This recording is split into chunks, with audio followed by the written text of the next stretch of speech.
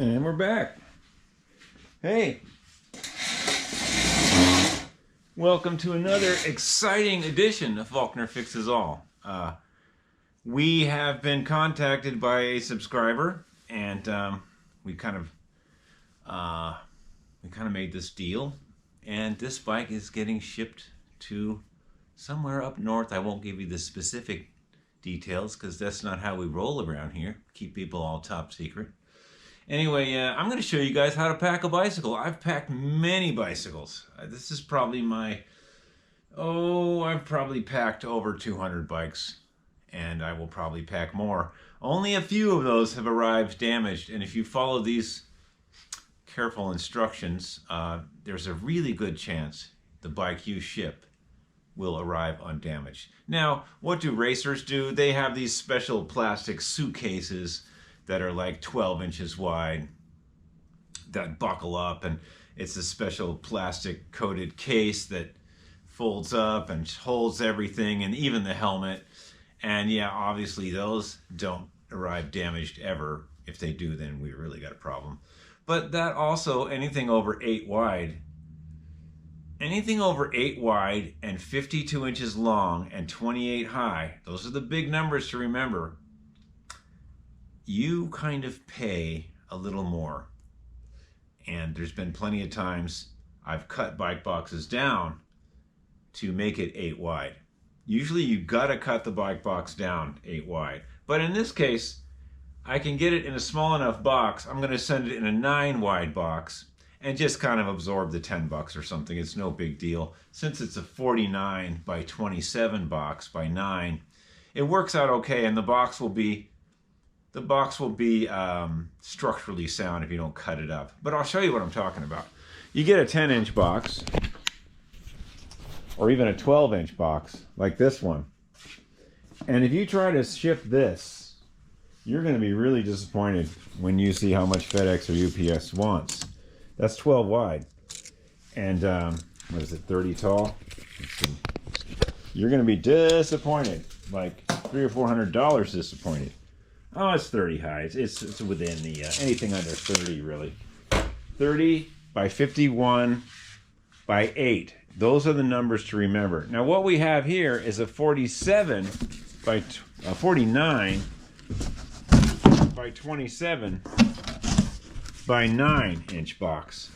We're okay. That's only a $10 difference, and the box will be structurally sound. I won't have to trim it.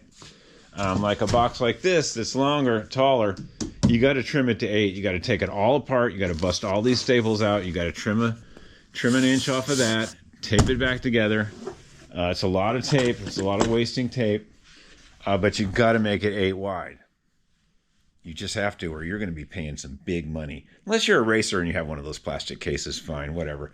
Okay, so when you do go to the bike shop and dig in their dumpster, with permission, of course, I always get permission. Sometimes you find a box like this, and there's foam in here. And there's, we got foam and stuff. We got a little wheel pad. That's gold. When you see stuff like that, and sometimes there's even these little plastic pieces you shove in the fork, and there might even be a little plastic piece that goes in the back of the frame that kind of stiffens it while you ship it. There's some other things. There's these plastic wheel pieces sometimes. I have a few over here. I'll get them out. And you put them on the wheel. But in this case, everything's broken down. And I may even take the axles out of the front wheel so there's no damage against the frame. We're going to wrap this up really good. I'm going to put you on time lapse. I'm going to put you on oopsie boopsie speed cam. And we're going to wrap this all up. And I might even take the fork out. I'm not sure yet. For less damage, I might just take the fork out and wrap that up too. Otherwise, I got to put this little plastic piece under here. There's another way you can drill a 2x. You take a 2x piece of wood. This is obviously not the piece I would use, but you drill 2 little holes in it with a hole saw, and it rests in there. And then you turn the fork backwards like that, and you put it in the box. Now, for bikes that are all together, like if you're shipping a bike that's a running bike, this is not a running bike, you would leave the back wheel on, take the seat post out, take the stem out, take the front wheel and fender out, and move the forks backwards. Then you put that in the box and carefully put the wheels around it, cover everything up. And then when someone gets the bike, they pull it out and they can assemble it much quicker with the back wheel on. But in this case, no, it's a loose bike, and I got to find the wheels too. They're up there somewhere. Okay, so I'm going to put you on Oopsie Boopsie Speed Cam, and we're going to go for it because we got to get this packed. It's a subscriber. He really wants this bike. The frame needs straightening. I kind of just passed the whole thing on to someone who has time to do it. As you can see lately, I've had no time. It's been all about artwork and frames. As you can see, these back here, these are wifey's frames. We got to make some float frames for those. So it's been very busy in the art world, but let's get you on speed cam. Let's quit the jibber jawing and get to work. This has got to be packed up tonight, pretty much. So we're going to shut you off for now and get to work.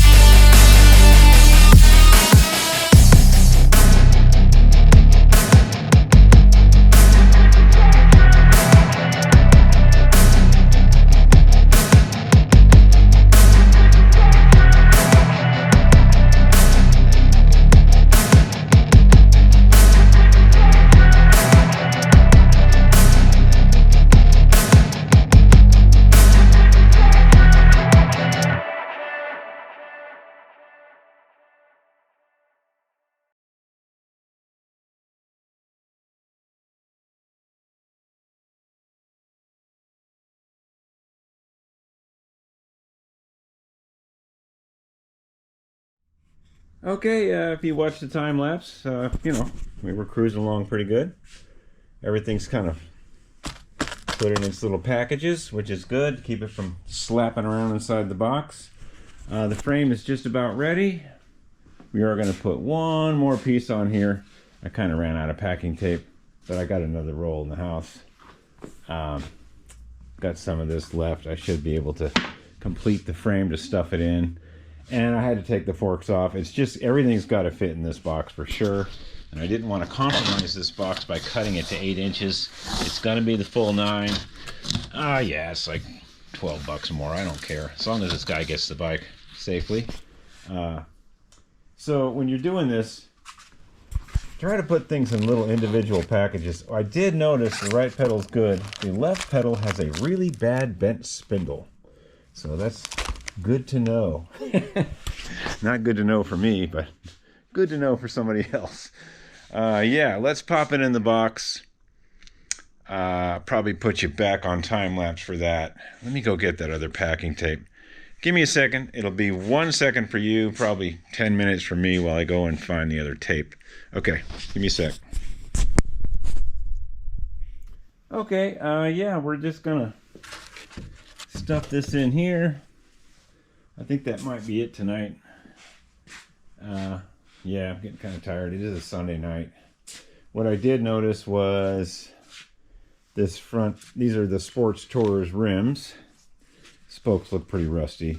You can tell it's a Sports Tourer rim because of the way it is. Anyway, we're going to put these down in there, but not yet. I think I'm going to take that axle out. And I also noticed this axle is bent. It's making a terrible sound. And you can see it is not running concentric. When you look down there, that's moving in a non-concentric way. I don't think you can really tell on camera, but trust me, the axle is going up and down in a way that's not cool. Anyway, I'm going to leave this axle in, and we're going to stuff it probably in the front here.